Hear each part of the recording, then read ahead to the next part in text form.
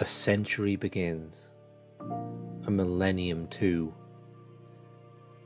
filled with hope of the world renewed. The Cold War over, conflict at an end, peace on earth, goodwill between men. War no longer seemed the choice. Iraq and Serbia brought no rejoice.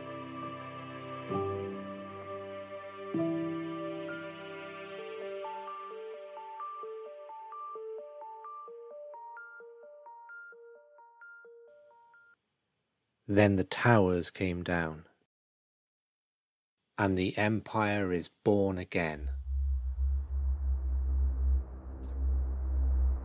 And you can see the two towers, a huge explosion now raining debris on all of us. We better get out of the way!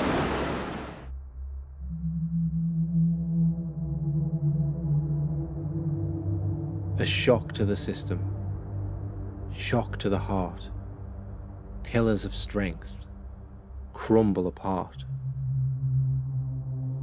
as the towers came down, as the towers came down.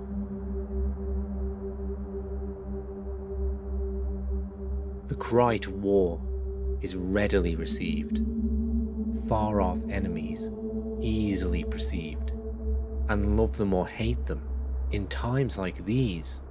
Aren't our politicians to be believed? I can hear you, the rest of the world hears you, and the people who knock these buildings down will hear all of us soon.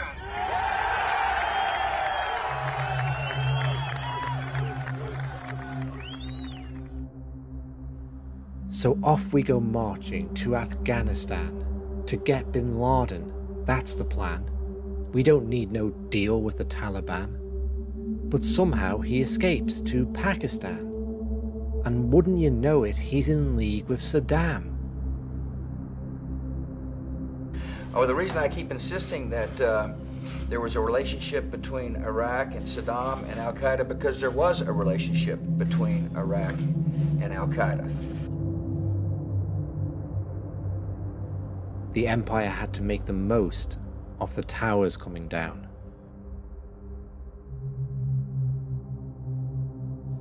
Back at home, security was tightened. Liberties be damned when people are frightened. The population surveilled, detention without trial. Torture and assassination are the new style.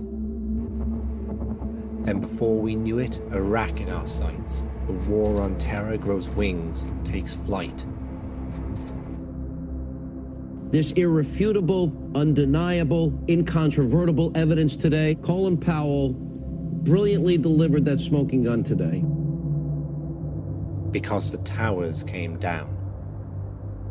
What a gift to empire when the towers came down.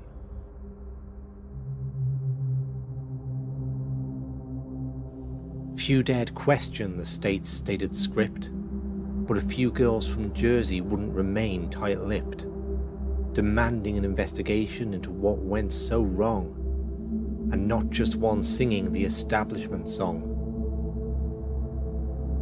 Senator Tom Daschle said last week that you called him several times and urged him not to investigate the events of September 11th. Tom's wrong. He has I think in this case, let's say a misinterpretation.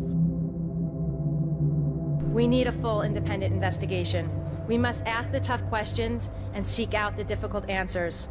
We must, as a country, grow and be made stronger and safer by the bitter lessons learned on September 11th. Why did the towers come down? How did the towers come down?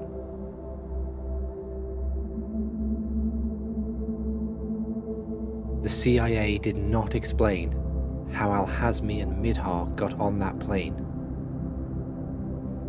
The NSA were asked nothing at all about the intercepts of Al-Hada's phone calls. The DIA had Able Danger, but no one heard from Colonel Schaefer. The FBI cried civil rights. They couldn't open Moussaoui's laptop, they're whiter than white. We therefore conclude that there was a high-level decision in the CIA ordering people not to share that information. I will also tell you 9/11 could have been prevented. Part of my whistleblowing involved being called as a material witness for 2 9/11 congressional investigations, which I gave highly classified information, operational intelligence, that if it had been shared and properly acted upon, probably would have stopped 9/11 alone. And so the towers came down. And so the towers came down. The Saudis certainly were not asked why they'd funded part of the task. Condi said she couldn't conceive planes as weapons, it's too hard to believe. General Erpard could not get straight what time his planes got out the gate. George refused to take the stand without Dick there to hold his hand, and then only in private and off the record. I don't think anybody could have predicted that they would try to use an airplane as a missile, a hijacked airplane as a missile. Mr. President, why are you and the Vice President insisting on appearing together before the 9/11 Commission? Because the 9/11 Commission wants to ask us questions. That's why we're meeting, and I look forward to meeting with them and answering their questions. Why you're appearing together rather than separately, which was their request? Because it's a good chance for both of us to answer questions that the 9/11 Commission is looking forward to asking us, and I'm looking forward to answering them. It was historical information based on old reporting. There was no new threat information, and it did not, in fact, warn of any coming attacks inside the United States. And what was the title of the memo? I believe the title was Bin Laden Determined to Attack Inside the United States. Edmunds, Lindauer, Binney and Wright, all these people kept out of sight. And so we don't know. We don't know why the towers came down. We'll never know why the towers came down. Rupert warned we'd cross the Rubicon. Scott described the road forlorn. Speculation has mounted since the fateful day. Who was really to blame? Did the culprits get away? Was Bush the architect, an inside job? Has conspiracy helped or clouded in fog? Well, you say, for example, that there were no planes that hit the World Trade Center. Is that your contention? I encourage everybody to do a frame-by-frame penetration of the South Tower, and what you will see is a fake, a cartoon display.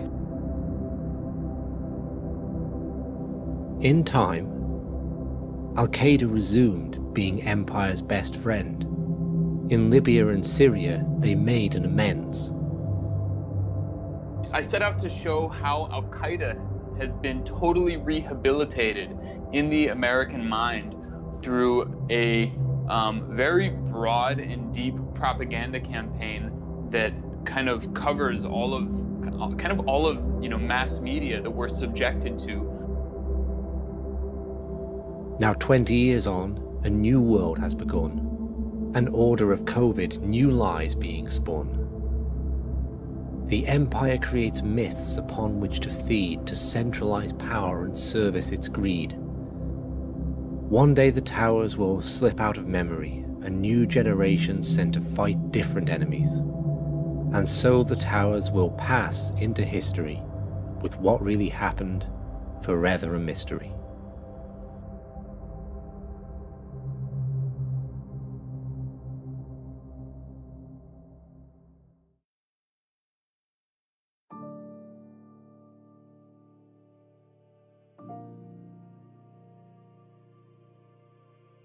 But many awakened, saw the world through different eyes.